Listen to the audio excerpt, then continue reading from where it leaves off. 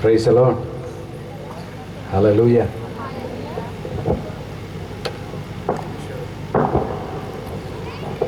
हमारे बीच में बहुत ही अद्भुत काम करने जा रहा है। क्या विश्वास करते हैं? आप सोचते होंगे कि बार बार क्यों पूछ रहे हैं, क्या विश्वास करते हैं? परमेश्वर का आत्मा बात है, उससे बातचीत किया। उस अंधा बर्तिमाई के बारे में यीशु मसीह क्या नहीं जानता था कि जब वो अंधा था उसके पास आया तो यीशु मसीह उससे पूछता है कि तू क्या चाहता है, तू क्या चाहता है? जबकि जानता था कि ये क्या चाह रहा है। वो भीख नहीं मांग रहा था, वो धन नहीं मांग रहा था, वो रुपया नहीं मांग रहा था। वो क्या चाह रहा था? वो चंगाई चाहता था, वो आंखों की रोशनी चाहता था। इस बातों को जानता था प्रभु यीशु मसीह। फिर भी उसने कहा तू क्या चाहता है, और उसने अपना अंगीकार किया। जब उसने बोला, अपने मुख से बोला, और उस देखने लगा, उसकी आंखें खुल गई। आप जितना बार यीशु मसीह के सामर्थ्य को, उसके वचन को, उसकी योजना को, उसकी भविष्यवाणी को, जो वचन में लिखा हुआ है, बाइबल में लिखा हुआ है, उसको जब आप अंगीकार करते हैं, आपके जीवन में सामर्थ्य प्रवेश करता है। आपके जीवन में परमेश्वर की सामर्थ्य प्रवेश करती है, और आपके जीवन में वो सामर्थ्य आपको चंगा करती है, आपको आशीष देती है, आपको छुटकारा देती है, और आपके जीवन में शांति को देता है। हम कई बार शांति के लिए, कई बार छुटकारा के लिए, कई बार अपने जीवन में परमेश्वर की अद्भुत बातों के लिए हम उस काम को करते हैं जो हम सिर्फ मांगते हैं। लेकिन परमेश्वर सिर्फ मांगने के द्वारा से नहीं, बल्कि परमेश्वर अद्भुत तरीके से, हम जब अंगीकार करते हैं, हमारे जीवन में वो बातें प्रकट हो जाती हैं। इसलिए परमेश्वर बार बार इस बातों को कहने के लिए प्रेरित करता है। जब हम मुझसे अंगीकार करते हैं, क्या विश्वास करते हैं? हाँ मैं विश्वास करता हूँ। क्या विश्वास करते हैं? आप चंगे हो रहे हैं? हाँ मैं विश्वास करता हूँ, मैं चंगा हो रहा हूँ। क्या विश्वास करते हैं कि आपके जीवन में छुटकारा की जरूरत है? हाँ मैं विश्वास करता हूँ, करती हूँ, मेरे जीवन में छुटकारा की आवश्यकता है, और आप उस छुटकारा को अपने जीवन में देखने लगते हैं। ये परमेश्वर का अद्भुत तरीका है, और आज भी परमेश्वर इस बातों को आपके जीवन में देने जा रहे हैं। विश्वास करते हैं? आमीन। परमेश्वर आज आपके बारे में चंगाई की बातें कर रहा है। परमेश्वर आज आपके बारे में छुटकारा की बातें कर रहा है। चाहे वो छुटकारा मानसिक रीति से हो, चाहे वो छुटकारा पागलपन के द्वारा से छुटकारा हो, चाहे वो छुटकारा आपके शारीरिक बीमारी के रूप में हो, चाहे वो छुटकारा आपके परिवार के गड़बड़ियों के रूप में है, उसकी आज़ादी हो, परमेश्वर आपको दे रहा है। परमेश्वर आपको दे रहे हैं, आपको लेने की आवश्यकता है। आप लेंगे, परमेश्वर आपके जीवन प्रकट करके, आप अपने घरों में, अपने जीवन में, अपने शरीर में आप उस बातों को देखने लगेंगे।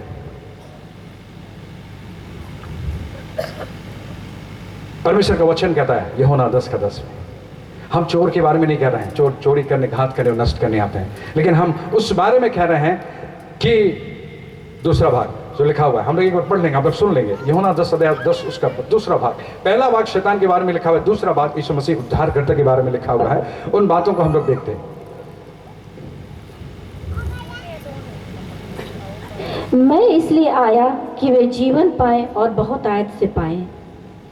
क्या कहता है? मैं इसलिए आया कि वे जीवन पाए और बहुत आयत से पाए। हालेलुया।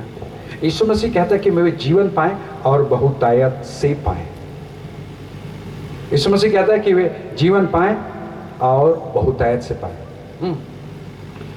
क्या यीशु मसीह के आने से पहले लोग मरे हुए थे? क्या जीवित नहीं थे? क्या श्वास नहीं लेते थे? क्या मरियम जिसे यीशु मसीह जन्म लिया था, क्या वो मरी हुई थी? फिर यीशु मसीह आने के बाद उसने क्यों कहा कि वे जीवन पाए? वो हमारे बारे में कहता है कि वे जीवन पाए और बहुतायत से जीवन पाए। वो कौन सी बातें थी? क्या संसार मरी हुई थी? क्या संसार के लोग मरे हुए थे? क्या संसार में ऑक्सीजन नहीं था? क्या संसार में लोग श्वास नहीं लेते थे? फिर क्यों यीशु मसीह ने इस बातों को कहा कि वे जीवन पाए और बहुतायत का जीवन पाए? सिर्फ जीवन की बातें नहीं कर रहे, वो बहुतायत का जीवन के बारे में बातचीत कर रहे हैं। इसका मतलब है कि यीशु मसीह कुछ तो गहरी बातों को बता रहा है, कुछ तो उन बातों को देना चाहता है। अंधा बर्तिमाई को यीशु मसीह ने आंखें दिया। जिसके पास आंखों की रोशनी है, उसको आंखों की रोशनी की जरूरत नहीं है, वो खुद आंखें उसकी अच्छी है और देखने लगता है। अगर आपकी आंखें अच्छी है तो आप इस बातों को नहीं मांगे कि मुझे आंखें देखने के लिए चाहिए, क्योंकि आपके पास पहले से वो देखने वाली आंखें हैं। अगर पहले से यहाँ पर जीवन होता तो यीशु मसीह क्यों कहता कि मैं जीवन देने आया? इसका मतलब जीवन नहीं था, और जीवन नहीं था तो लोग चल फिर रहे थे, लोग खाना पीना कर रहे थे, लोग शादी ब्याह कर रहे थे। वो कौन सी बातें थी? और यीशु मसीह किस जीवन के बारे में बातचीत करने आया था? और उसी जीवन के बारे में आज से लेकर हम लोग 3 दिन तक बातचीत करेंगे और ये जीवन की बातचीत आपके जीवन में आपके शरीर की दुर्बलताओं को हटाकर आपके जीवन को चंगाई से भर देगा। आपके जीवन में हर एक अशांति को, निराशा को, बीमारी को, दुर्बलता को, हर एक परेशानी को हटाकर आपके जीवन में सामर्थ्य, शांति, प्रेम और परमेश्वर के उस जीवन के भाग को देगा। और इसी बातों को परमेश्वर 3 दिनों तक बातचीत करना चाहता है और ये बहुत ही अद्भुत बातें हैं, बहुत ही अद्भुत बातें हैं। परमेश्वर की बातें साधारण बातें नहीं होती है, क्योंकि परमेश्वर की बातें सिर्फ शब्द नहीं होती। पहला थिस्सलुनीके 1 अध्याय उसके 5 पद में परमेश्वर का वचन ये कहता है कि जो सुसमाचार तुम्हारे पास दिया गया है वो शब्द मात्र नहीं है, उसमें सामर्थ है, उसमें सामर्थ है। अर्थात वो सामर्थ आपको जीवन देता है, वो सामर्थ आपको जीवन देता है। ये जीवन कौन सी बातें हैं? ये क्यों यीशु मसीह कहता है कि मैं जीवन देने आया हूं? क्योंकि उत्पत्ति में हम लोग जानते हैं आदम के बारे में लिखा था, यदि उस फल को जिसको परमेश्वर ने मना किया था उसको तू खाएगा तो मर जाएगा। क्या कहा था? मर जाएगा, मर जाएगा। लेकिन जब आदम ने फल खाया तो शारीरिक रीति से मरा नहीं था, शारीरिक रीति से चल फिर रहा था। और परमेश्वर आए उस समय आदम की वाटिका में, तो वो झाड़ी में छुपे हुए थे, वो झाड़ी में छुपे हुए थे, मतलब चल फिर रहे थे। लेकिन परमेश्वर का वचन कहता है कि तू मर जाएगा। इसका मतलब परमेश्वर झूठ नहीं बोलता, परमेश्वर सच्चा है, हमेशा सच्ची बातें कहता है। अगर मर जाएगा बोला था, इसका मतलब है कि आदम की जिस परिस्थिति को मरना कहा था वो परिस्थिति क्या थी। और इसीलिए आदम ने जिस परिस्थिति को खो दिया था, जिस उपस्थिति को खो दिया था, जिस पोजीशन को खो दिया था, और वो खोया हुआ दशा में था, उसी पोजीशन को यीशु मसीह फिर से हमें देने के लिए आया था, जिसको जीवन कहते हैं, जिसको जीवन कहते हैं। जीवन वो नहीं जो ऑक्सीजन है, ऑक्सीजन लेकर हम लोग पाते हैं, नहीं। यीशु मसीह इस ऑक्सीजन वाले जीवन के बारे में बातचीत नहीं कर रहे हैं। यीशु मसीह उस जीवन के बारे में बातचीत करा जो आदम की वाटिका में आदम को दिया गया था। आदम को क्या दिया गया था? हालेलुया। आदम को क्या दिया गया था? हम लोग एक बार इस वचन को देख लेते हैं, उत्पत्ति 1 अध्याय। हम जीवन के बारे में देखेंगे और उसके बाद आज मैं कुछ बातों को बताना चाहता हूं, और इस जीवन को हमारे जीवन में परमेश्वर कैसे फिर से नया करने जा रहा है, उस बातों को आज परमेश्वर बातचीत करेगा। और इस नयापन में परमेश्वर हमारे जीवन के छुटकारा, हमारे जीवन के चंगाई, हमारे जीवन में जितने भी बुराइयां थी, जितने भी पाप के रूप था, जितने भी अशुद्धता थे, जितने भी बीमारी थी, जितने भी गड़बड़ियां थी, चाहे मानसिक रीति से, चाहे आत्मिक रीति से, चाहे शारीरिक रीति से, उन सारे गड़बड़ियों को हमारे जीवन से हटाने जा रहा है। और इसीलिए परमेश्वर आज इस जगह में इस काम करने को दिया। परमेश्वर के योजना में हमेशा मकसद होती है, परमेश्वर की योजना में हमेशा पर्पस होता है, उसमें एक लक्ष्य होता है कि आज परमेश्वर इस जगह में इस सभा को किया है तो क्यों किया है, आज आप यहाँ आए हैं तो क्यों आए हैं। परमेश्वर आपके जीवन में खास काम करना चाहता है। परमेश्वर इस जगह में इन सारी परिस्थितियों को, इन सारी चीजों को क्यों इस तरह से तैयार किया है, क्यों इस मेज को तैयार किया है, क्यों इस भोज को तैयार किया है। जब भी हम किसी भोज में जाते हैं तो हम एक स्वादिष्ट खाने के बारे में हम जानने लगते हैं कि वहाँ एक अच्छा खाना मिलेगा, हमें अपने मन की और अपने चाहत का वो खाना मिलेगा। अर्थात भोज वो होता है कि हमें बहुत ही कीमती खाना मिलता है, अच्छा खाना मिलता है। आज परमेश्वर आत्मिक रीति से इस भोज को ठहराया ताकि परमेश्वर आपके जीवन में उस भोजन को दे जिसके द्वारा से आप तृप्त हो जाएंगे, आप संतुष्ट हो जाएंगे, आप आशीषित हो जाएंगे, आप चंगे हो जाएंगे। आप यदि व्हील चेयर में आए हैं तो खड़े होके जाएंगे, यदि आप स्ट्रेचर में आए हैं तो आज यहां से आप दौड़ के जाएंगे। परमेश्वर उस जीवन के बारे में बातचीत करना चाहता है। अगर कोई भी है, अगर इस आवाज के चारों ओर अगर कोई व्हील चेयर में है तो आप वहीं पर हैं। आज यीशु मसीह आपको वहां से खड़ा करेगा, आज यीशु मसीह आपको खड़ा करेगा। और इस बात का ऐलान करने के लिए यीशु मसीह इस जगह में इस भोज को तैयार किया। अगर कोई स्ट्रेचर में इस रास्ते से कोई गुजर रहा है, थोड़ी देर के लिए आप रुक जाएं। अगर आप हॉस्पिटल जा रहे हैं स्ट्रेचर में लेके, आप इस जगह खड़े हो जाए थोड़ी देर के लिए, आप यीशु मसीह का चमत्कार को देखेंगे। यीशु मसीह उस भोज में बुलाया है, आपको यहां से आजाद करके ले जाएगा। ये भोज वो नहीं जो मनुष्यों का ठहराया गया है, ये भोज वो है जो परमेश्वर ठहराया है, और वे आप लोग हैं जिसको परमेश्वर ने बुलाया है। Hallelujah, hallelujah. और आज परमेश्वर आपको आजाद करके भेज रहे हैं। परमेश्वर के वचन में सामर्थ है। जिस जीवन के बारे में बातचीत कर रहे हैं वो स्ट्रेचर वाला नहीं, व्हील चेयर वाला नहीं, वो हॉस्पिटल वाला नहीं, उस जीवन के बारे में बातचीत कर रहा है जो परमेश्वर ने आदम को दिया था। उसका हम लोग देखते हैं। हालेलुया। अगर कोई शारीरिक पीड़ा में आया था, परमेश्वर आपको चंगा करके जा रहा है। ये जरूरी नहीं कि मैं आपके लिए प्रार्थना करूं, आप जाने कि आप किसके भोज में आए थे। आपकी गवाही ये होगी कि मैं परमेश्वर के भोज में गया था, परमेश्वर के भोज में गया था। उत्पत्ति 1 अध्याय, जहां आदम को परमेश्वर ने अधिकार दिया, और वो मिलता है हमें उत्पत्ति 1 अध्याय उसका 27 पद में। तब परमेश्वर ने मनुष्य को अपने स्वरूप के अनुसार उत्पन्न किया, अपने ही स्वरूप के अनुसार परमेश्वर ने उसको उत्पन्न किया। नर और नारी करके उसने मनुष्यों की सृष्टि की, और परमेश्वर ने उनको आशीष दी और उनसे कहा, फूलो फलो और पृथ्वी में भर जाओ और उसको अपने वश में कर लो, और समुद्र की मछलियों तथा आकाश के पक्षियों और पृथ्वी पर रेंगने वाले सब जंतुओं पर अधिकार रखो। हालेलुया। परमेश्वर ये अधिकार दिया। इस अधिकार के एक भाग को हम लोग एक शब्दों में लिखते हैं, लेकिन इसका गहराई बहुत ही अद्भुत है। अगर हम उसको समझने का कोशिश करेंगे तो समुद्र की सारी जंतुएं आदम के वश में थी, और समुद्र में कितने बड़े बड़े जंतुएं होते हैं आप लोग जानते हैं। अभी लोगों के बीच में स्मार्टफोन आ गया, गांव में भी आ गया है ना, तो लोग जानते हैं कि व्हेल मछली कितनी बड़ी होती है। व्हेल मछली बुद्धू मछली जैसे नहीं होती है। बुद्धू मछली जानते हैं? हाँ? पोठी मछली, गेतू, उसको भी जानते हैं ना। तो वैसा नहीं होता है। व्हेल मछली तो कम से कम 50,000 गेतू मछली भी हो जाएगा तो भी व्हेल मछली उससे बड़ा ही होता है ना। इतना बड़ा व्हेल मछली जिसमें आदम उसके मुख से घुस भी जाएगा, चल के फिर निकल भी जाएगा, इतना बड़ा व्हेल मछली होता है। उसको भी आदम अगर बोलता था वहां ठहर जा तो ठहर जाता। परमेश्वर ने वो अधिकार दिया था, वो अधिकार दिया था, वो अधिकार दिया था। आकाश में उड़ने वाले पक्षी और इस पृथ्वी पर जितने भी जंगली जानवर हैं सब पर अधिकार दिया था। आदम को काटते नहीं थे, आदम के अधिकार में थे, है ना। अगर किसी शेर को आदम ठहर जा बोलता तो उसको ठहरना पड़ता था, लेकिन आज किसी शेर को देखेंगे रुक जा बोलेंगे तो रुकेगा। हालेलुया। यदि आपके पास जीवन है तो रुक जाएगा, यदि आपके पास जीवन है तो रुक जाएगा। और इस जीवन के बारे में परमेश्वर बातचीत किया। आदम के पास वो सामर्थ्य था, मतलब परमेश्वर का बीज, परमेश्वर का बीज था, परमेश्वर का बीज था। और वो बीज जैसे उसने पाप किया वो उसके जीवन से खत्म हो गया। परमेश्वर की उपस्थिति खत्म हो गया, परमेश्वर का गुण खत्म हो गया, परमेश्वर का सामर्थ्य खत्म हो गया, और इसी को जीवन कहते हैं। परमेश्वर जिस बारे में जीवन की बातें कर, हम लोग आने वाले 3 दिनों में बात करेंगे, लेकिन आज जो शुरुआत परमेश्वर कर रहा है हमारे जीवन में, हमारे शरीर में जो भी गड़बड़ियां हैं, जो भी कमजोरियां हैं, जो भी दुर्बलता है, जो भी अशुद्धता है, उन सारी चीजों को सफाई करने जा रहा है। दुल्हा जब आवी आधा रहती रही, है ना। हम लोग गीत को गा रहे थे, शहर में धूम मची रहे। हम लोग इस बातों को जानते हैं, जब दुल्हा आता है, जब शादी होती है किसी के घर में, तो उसके घर के चारों ओर रंगाई पुताई होता है, उसके घर के चारों तरफ में एक खूबसूरती को बनाने का काम किया जाता है, साफ सफाई किया जाता है, दीवारों में रंग लगाए जाते हैं, घरों में नए नए कपड़े आते हैं, और नए हो सकता है कि बैठने के सामान भी आते हैं। यह तैयारी होता है, हर चीज़ों को एक सफाई होता है, एक खूबसूरती होने की बातें होती है। और यीशु मसीह आज इसी बातों को बताना चाहता है कि वो जीवन, वो जीवन, वो जीवन, वो जीवन आपके जीवन में परमेश्वर देना चाहता है। क्या आप लेने के लिए तैयार हैं उस जीवन के बारे में? बहुत बहुत अद्भुत जीवन है। मैं इस जीवन के बारे में शब्दों में कितना बता पाऊंगा मैं नहीं जानता, लेकिन आत्मा आपको समझाते चला जाएगा, वो आत्मा आपको समझाएगा।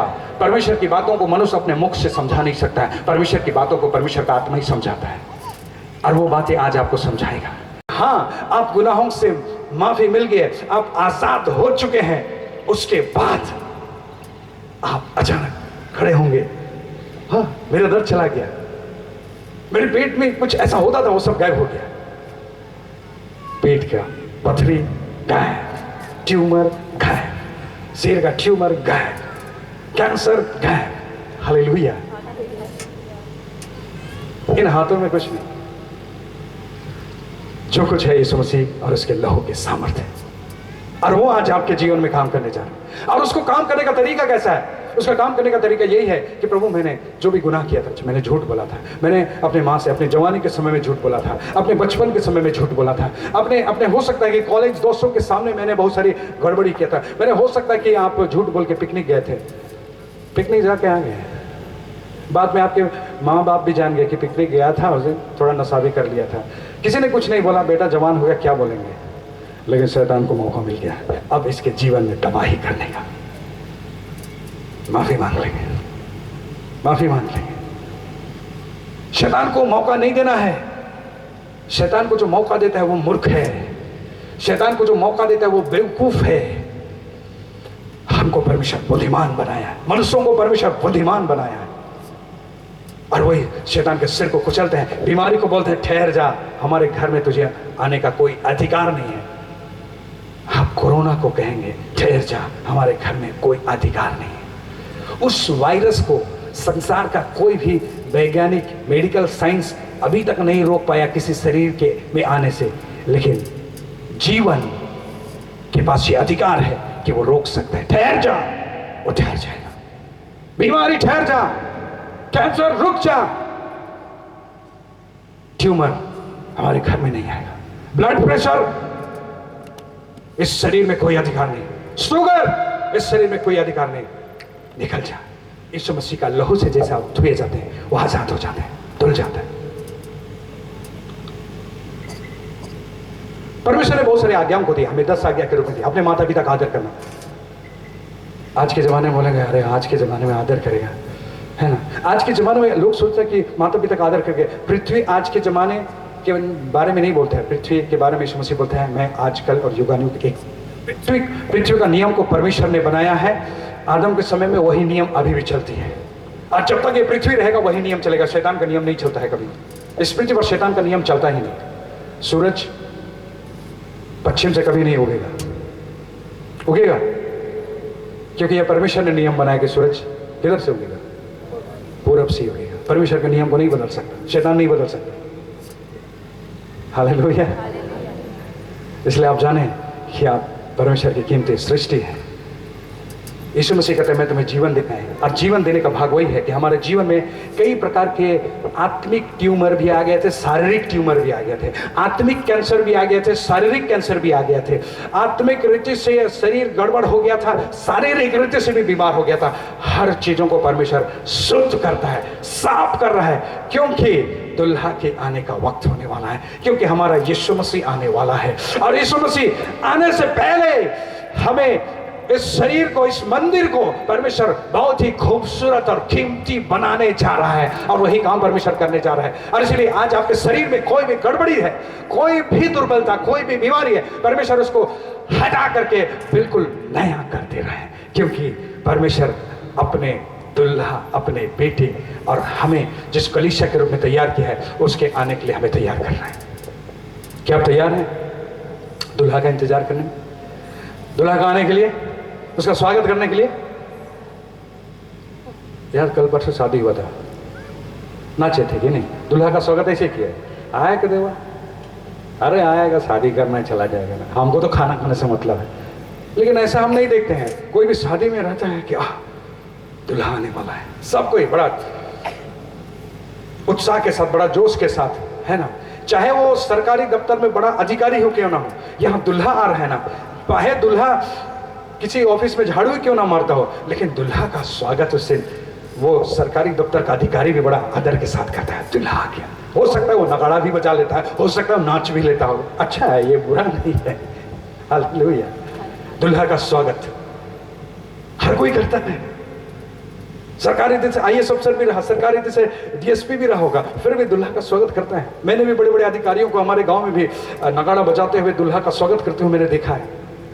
हमारा दुल्हा भी आने वाला है, स्वागत बिना नहाए धोए कीजिएगा कि नहा के? हाँ,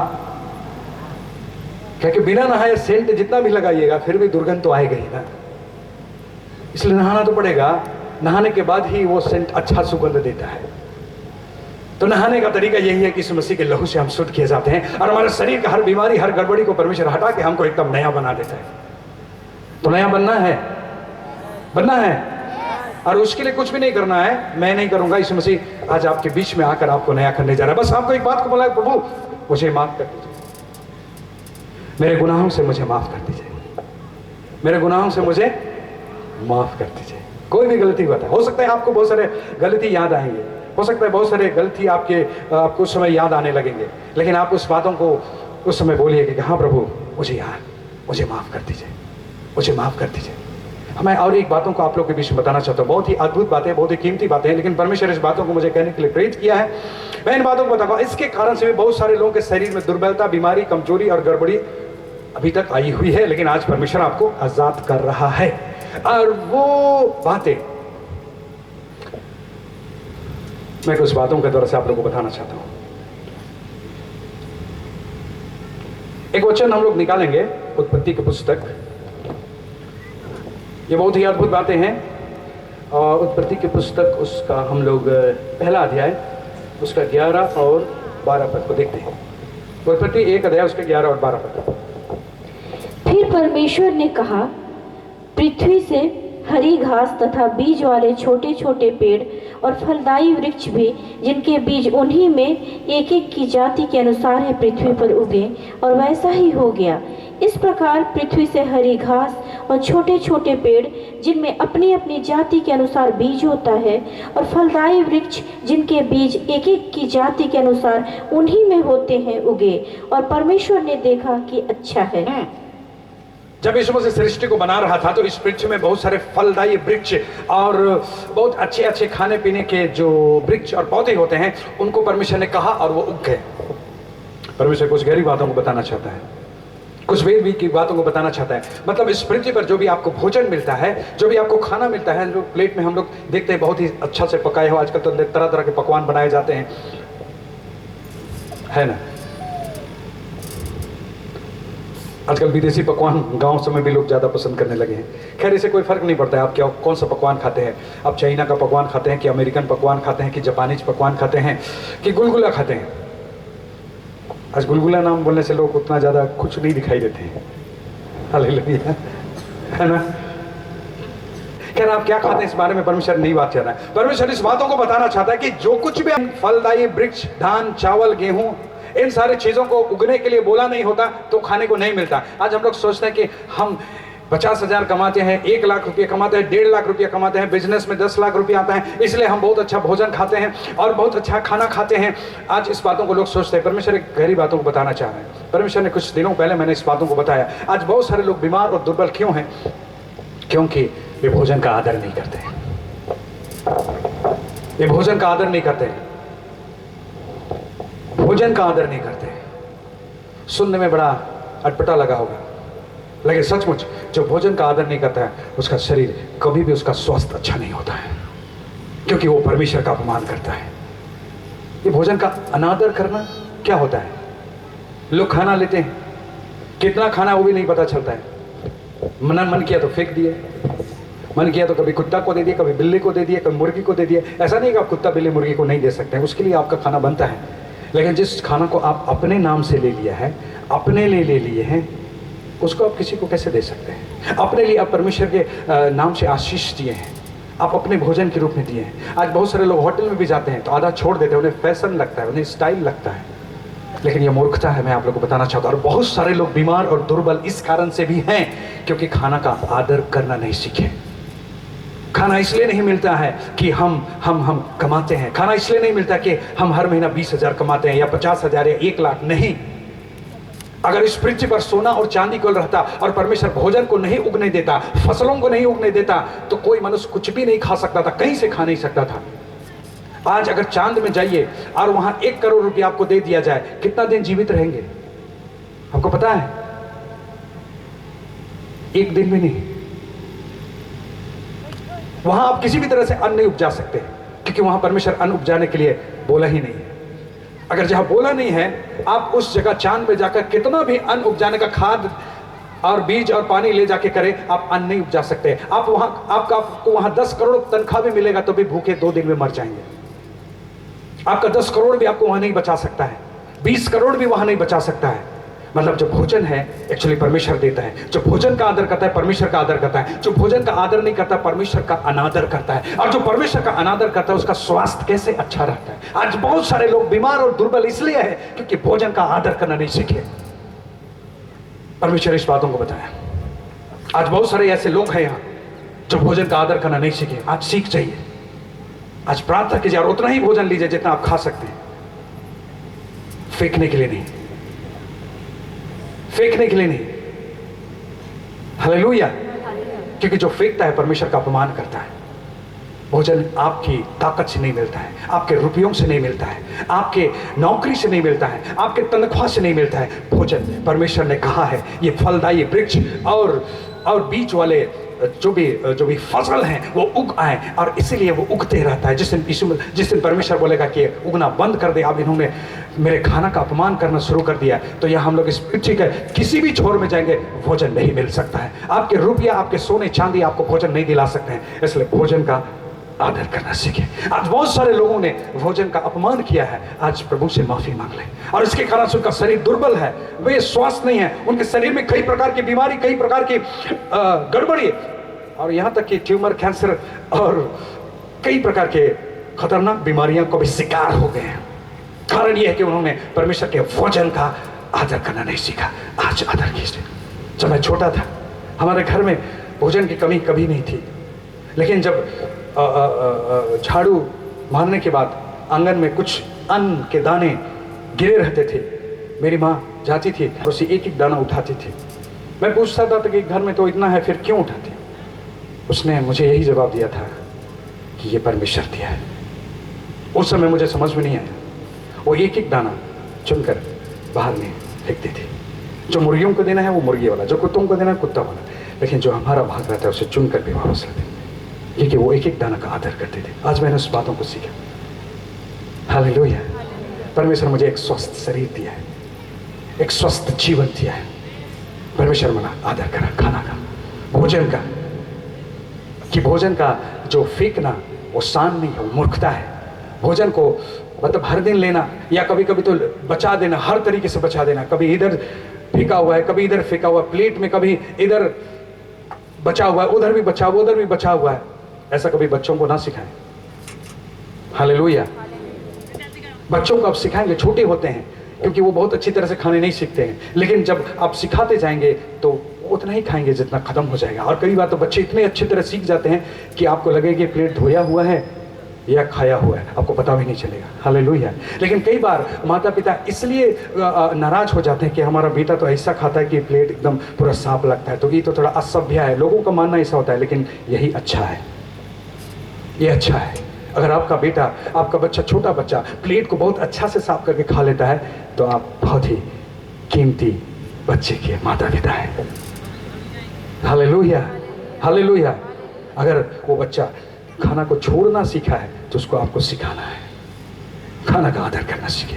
क्योंकि जो बच्चा खाना को फेंकना सीखता है उसका स्वास्थ्य अच्छा नहीं रहता है, कई सारी बीमारियां हो जाती है बचपन में ही। Hallelujah, hallelujah. इसलिए परमेश्वर चाहता है कि आप अपने बच्चों को अभी से अच्छा खाना खाने सिखाएं, खाना खाने सिखाएं। इसका ये मतलब नहीं है कि बच्चे को जबरदस्ती ठूस दे, नहीं। आप तो प्रार्थना किए हैं तो आप तो ठूस के खिलाना पड़ेगा, नहीं है। आप जानते हैं कि बच्चा कितना खा सकता है, उसको सिखाएं कि जितना खा सकते हो उतना ही खाना है। मुझे भी ऐसे सिखाया गया, जितना तुम खत्म करोगे उतना ही खाना खाना है। मैं इसको क्यों प्रचार कर रहा हूँ? परमेश्वर ने मुझे बताया कि आज बहुत सारे लोग हैं जो खाना का अनादर करने के कारण से बीमार है, पीड़ित है, ट्यूमर है, प्रेशर है, शुगर है, बहुत सारे बीमारी से ग्रसित है। आज आप परमेश्वर के सामने माफी मांगिएगा कि प्रभु अगर मैंने आज तक खाना का अनादर किया तो मुझे माफ कर दीजिए। और खाना के अनादर करने के कारण से किसी भी दुष्टता को काम करने का मौका मिला था, तो आज आपके जीवन से वो मौका खत्म हो जाएगा और आपको उस बीमारी से आजादी परमेश्वर करने जा रहा है। हालेलुया। हम लोग तीसरा और आखिरी बातों को सुनेंगे और उसके बाद हम लोग प्रार्थना में जाएंगे। और ये वो बातें हैं जो प्रभु की बातों को जानते हैं, प्रभु के बातों को सुनते हैं। वे चर्च भी जाते हैं, गिरजा भी जाते हैं, वचन भी सुनते हैं, लेकिन उनके जीवन में भी बहुत सारी बीमारी और दुर्बलता और कमजोरी पड़ी हुई है। उसका कारण यह है, एफएसी 2 अध्याय उसका 1 और 2 पद को हम लोग देख लेते हैं और जल्दी में हम लोग अंत करने जा रहे हैं। एफएसी 2 अध्याय उसका 1 और 2 पद।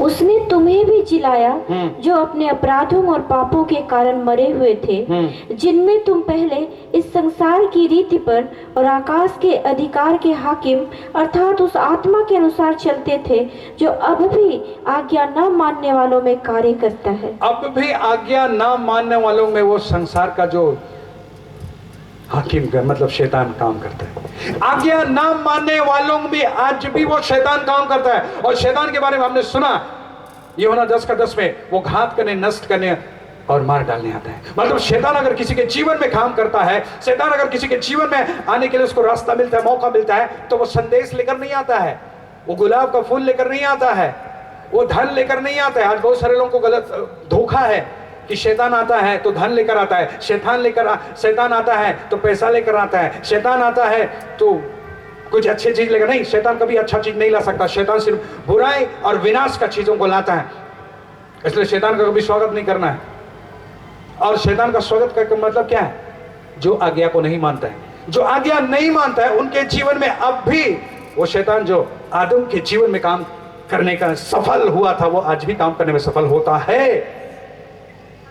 आज परमेश्वर बहुत सारे आज्ञाएं दिया हमारे जीवन में। चोरी मत कर, हत्या मत कर, व्यभिचार मत कर, अपने पड़ोसी के लालच मत कर, परस्त्री गमन मत कर। लेकिन ये बातें, ये तो बाइबल की बातें हैं, ये तो शिक्षा की बातें, ये नैतिक शिक्षा नहीं है, ये जीवन की बातें हैं। इसलिए बाइबल की बातों को शिक्षा, मोरल एजुकेशन, नैतिक शिक्षा नहीं, बाइबल की बातें जीवन की बातें हैं। और आज भी परमेश्वर आपको यहाँ से जीवन का सामर्थ्य से भरकर विदा करेगा। आमीन।